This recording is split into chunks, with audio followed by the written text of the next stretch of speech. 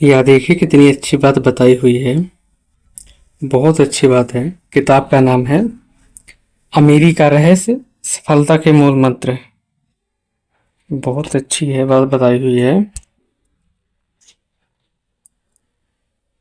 यदि समान व्यापार में आपका पड़ोसी आपसे अधिक कामयाब कामयाब है तो इसका सीधा सा अर्थ आप दोनों की कार्यप्रणाली का अंतर है।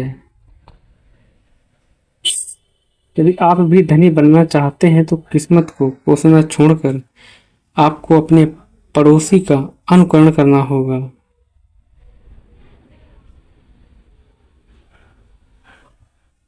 धन का अभाव किसी के धनी बनने के मार्ग में बाधा पैदा नहीं करता। यदि आपके पास बहुत सारा धन है तो आपको धनी बनने के विषय में चिंता करने की जरूरत ही नहीं है। यदि आप रुपए पैसे की तंगी से ग्रस्त हैं और आप अमीरी के विज्ञान का पालन करना आरंभ कर देते हैं तो कुछ ही समय बाद आप पाएंगे कि आप धनी बनना शुरू हो जाते हैं। धन संपत्ति का आना इस बात का तो सूचक है ही कि आप अमीर बनते जा रहे हैं।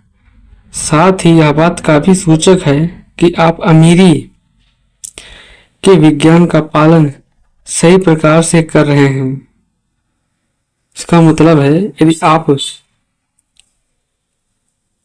यदि आपका पड़ोसी भी आप समान व्यापार में काम कर रहे हैं और आपसे अधिक कामयाब है तो सीधा सा अर्थ है आप दोनों का काम करने का जो तरीका है वो अलग अलग है।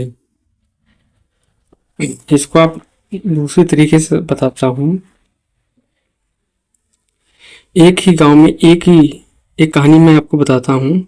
एक ही गांव, एक ही बाजार, एक जैसा काम, फिर भी कोई आदमी आगे निकल जाता है और कोई वहीं का वहीं रह जाता है। कभी सोचा है ऐसा क्यों होता है?